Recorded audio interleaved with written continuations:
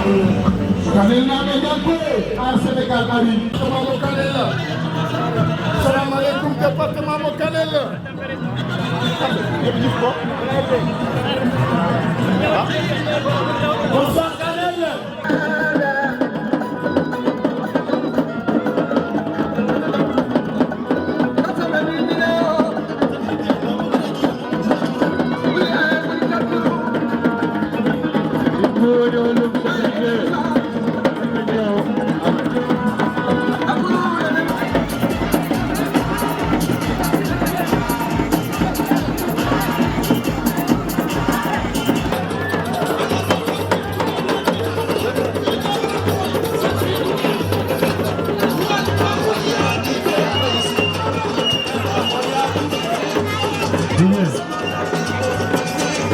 organisation onon sécurité ji kare organisé kilo waji be na hay daga andi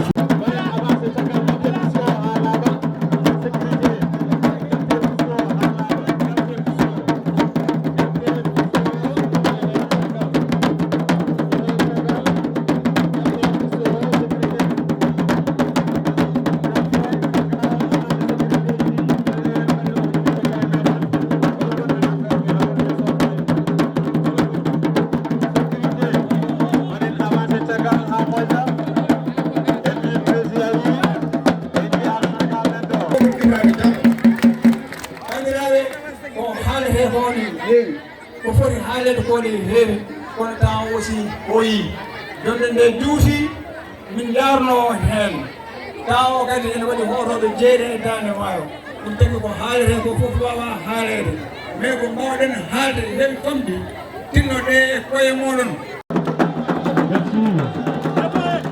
Merci à Tam, merci Batia, merci. Merci beaucoup à Senegal. Assalamu alaikum département Kanel. Caggal yettude Allah julde Rasul sallallahu alaihi wasallam. En jetti Seydina Cheikh Tidiane. En jetti a Senegal. E gardugol Thierno Alassane Sall bendima bisimilla e département Kanel. Thierno Alassane Sall a tagi ɗo tampuɓe. A tagi ɗo tampuɓe. No jaaɗo wi joni ni so tagi joni ɓe hokkama silama tan teftora hen. Nde wonno nata ko so yu minen commune Hawre haydara min jiyani minen commune Hawre haydara ala komin ji haydara ala komin nani Alassane Sall min nanimo noon ka kellifa min nanimo ka muɗum min nanimo ka bongante min nani pellital kanko de ɗuɗi alena tigi min nani caggal Allah e lalɗume caggal Thierno Alassane Sall mbele ma montanmi ɗomɗi amen ko ɗum woni garangal amen ɗo so tawi Allah hokki en hawle 31 juillet timmoɗen mbaɗen gonga e men timmoɗen mbaɗen gonga e men woni gonga e men ko carte ɗe guitara mette men ko carte ɗe guitara tampere men so tawi en gootani hay hunde ala fitnani en so tawi en gontiɗo ko wonno ɗo ko ndehe wonno en cettani sufra cikkodirɗen koye ɓe ganduɗa ɓe gona rimɓe sabu so makki woni hande hunde ko enen furankoɓe enen lammindimo enen furano men puntama en puntinama ko enen lamminta ɗum ɗon wadde guitten fonds uji ɗi mbaɗen véréji ɗi woni holyon ko lir kasa jibina tiggu kasa jibina tiggu mo ganduɗa ko ceganaɗo cegineji kanŋe omo gaccira yontaɓe tiggu mo ganduɗa guitanowo men caɗele men montonowo men gonɗi men on tiggu woni holyon ar Sénégal. En jetti Allah en jetti Thierno Alassane Sall ɓe mbi e mbano wiɗo fuuɗo waɗi enclavé ɓe gara hen sabu ɗum wajiɓe gari jiitanɓe tan ko campagne ɓe mbi fuurankoɓe ko kankaleje gandi ko saraneje kono noon calaɗen mbiyen haɓay mbiyen loppe en jaɓani hande ko jeunesse o haaldete mi salmini ko hotel mon fof inde mum e yettode mum mi salmini kalko mbawɗon ummade e nder département de Kanel ma jafonon jammo jenggi ko min woni tedde liste département Kanel ɗum hande ala sohloɗo e wuuro he min gooti ko kartal ngal min jiiɗi min jiɗi ko victoire le 31 juillet garen enen fof goten no commune Kanel département de Kanel mbimi ɗo Kanel ɗumi ko zéro cartal